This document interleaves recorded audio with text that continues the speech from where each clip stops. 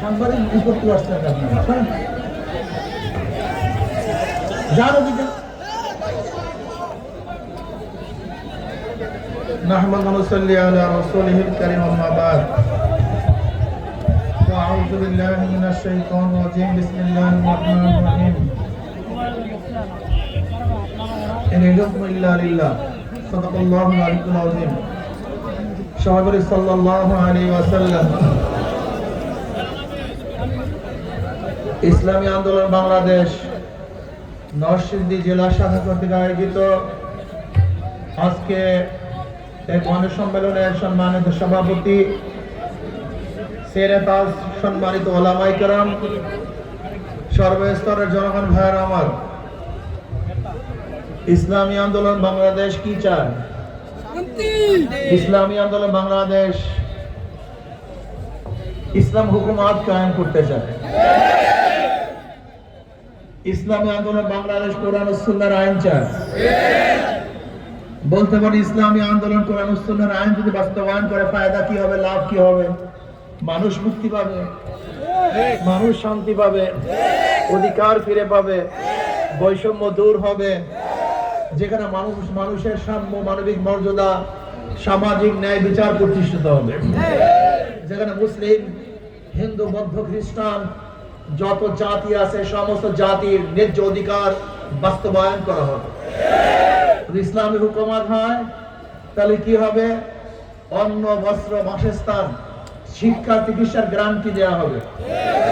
ইসলামী হুকুমত হয় কি হবে?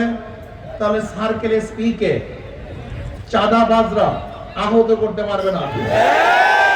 আজকে আমি স্বরাষ্ট্রমন্ত্রীকে বলবো, স্বরাষ্ট্র উপদেষ্টাকে বলবো, আপনি যে আইন শৃঙ্খলার অবস্থা করেছেন বাংলাদেশে, না জানি জনগণ আপনার হাতের মধ্যে আবার চুরি পরিয়ে না দেয়, আপনাকে শাড়ি চুরি পরিয়ে দেবে বাংলাদেশের জনগণ। আইন শৃঙ্খলার অবনতি হচ্ছে প্রতিদিন। আজকে পার্বত্য অঞ্চলের অবস্থাটা কি? সেখানে সন্ত্রাসীরা আর্মিদেরকে অ্যাটাক করেছে, আহত করেছে, বহু বাড়ি ঘর জ্বালিয়ে দিয়েছে। আমি বাংলাদেশ সরকারকে বলবো, পার্বত্য অঞ্চলের জন্য ভিন্ন আইন কেন থাকবে? তাদের জন্য ভিন্ন ব্যবস্থা করা হবে? তারা যদি বাংলাদেশের জনগণই হয়, তাদের সাথে আবার কিসের শান্তি চুক্তি করা হবে? আপনারা দেখেছেন পার্বত্য অঞ্চলের অবস্থা মনে হয় ভিন্ন একটা দেশ, তাদের সাথে শান্তি চুক্তি করা হবে। ওখানে জমি ক্রয় করতে গেলে অমুকের দস্তখতের প্রয়োজন হবে। আমি বর্তমান অন্তর্বর্তী সরকারকে বলবো, অন্যান্য জেলার যে আইন, বাংলাদেশের অন্যান্য এলাকার যে আইন, পার্বত্য অঞ্চলে ওই একই আইন থাকতে হবে, ভিন্ন কোনো আইন আমরা চাই না। পার্বত্য অঞ্চলের জন্য আমাদের ভিন্ন আইন যদি করেন, তাহলে ওরা ভাববে মনে আমরা ভিন্ন জাতি, ভিন্ন গোষ্ঠী, ওদের সেন্সের মধ্যে সবসময় কাজ করবে যে আমরা যদি স্বাধীন হতে চাই, আজকে হোক কালকে হোক আমরা স্বাধীনতা অর্জন করতে পারবো। এর জন্য অন্তর্বর্তী সরকারকে বলবো, যদি কোনো সন্ত্রাসবাদ সেখানে সৃষ্টি হয়ে থাকে, কেউ যদি সেখানে অস্ত্রবাজি করতে চায়, চাঁদাবাজি করতে চায়, তাহলে অবশ্যই কঠোর হস্তে দমন করতে হবে। যদি দমন করতে না পারেন, আপনি ব্যর্থ, আপনাকে অবশ্যই বলি থাকতে হবে।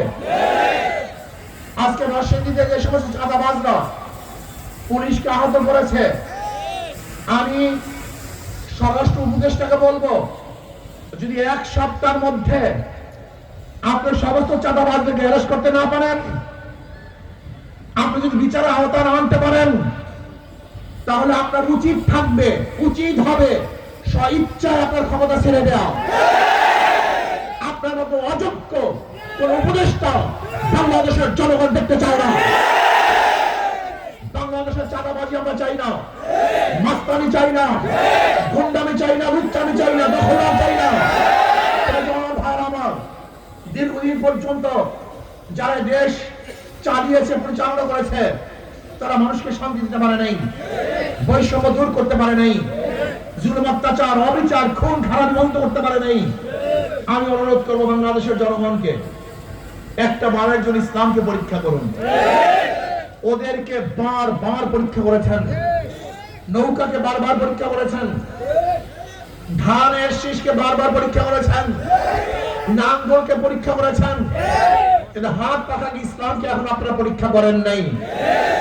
ওরা বারবার পরীক্ষা দিয়েছে, বারবার ফেলও করেছে, দুর্নীতিতে বারবার চ্যাম্পিয়নশিপ গ্রহণ করেছে।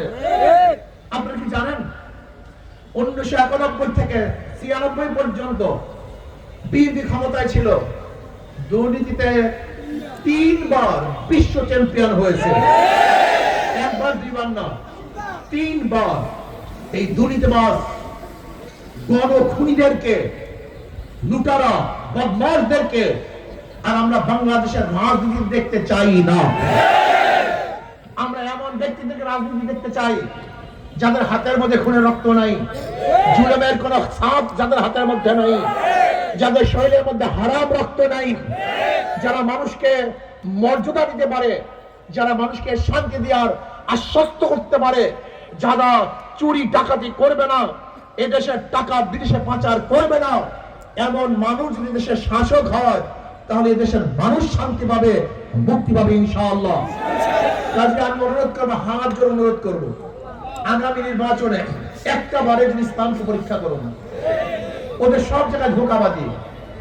যারা নৌকা নিয়ে নির্বাচন করে নিজেরা নৌকা চালাতে পারে না, যারা ধানের শীষে নির্বাচন করে নিজেরা ধান কাটতে পারে না, যারা নাঙ্গলে নির্বাচন করে নিজেরা নাঙ্গল বইতে পারে না, যারা কুঠা নিয়ে নির্বাচন করে নিজেরা কাঠ ফাটতে পারে না, যারা গরুর চাকা নির্বাচন করে নিজেরা গরুর গাড়ি চালাতে পারে না, সমস্ত মার্কাগুলি গরিবদের, কিন্তু যারা নির্বাচন করে একজনও গরিব। কিন্তু হাত পাখা আমরা একটা প্রতীক, যে নির্বাচন করে সেও ঘুরাতে পারে, যারা সমর্থন করে তারাও চালাতে পারে।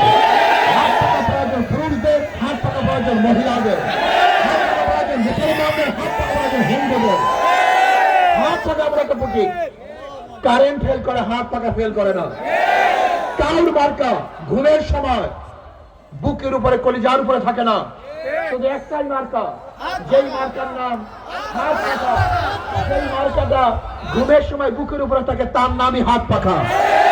হাত পাখা সবাইকে শান্তি দেয়, শান্তির প্রতি হাত পাখা। আমি বিশ্বাস করি যদি হাত পাখা বিজয় হয় এই দেশ বিজয় হবে, হাত পাখা বিজয় হয় জাতি বিজয় হবে, হাত পাখা বিজয় হয় মানবতা বিজয় হবে। কাজে একটা বারের জন্য হাত পাকায় ভোট দেওয়ার জন্য সবাই রাজি আছেন? আলহামদুলিল্লাহ। আমাদের প্রার্থীগুলি দেখেন,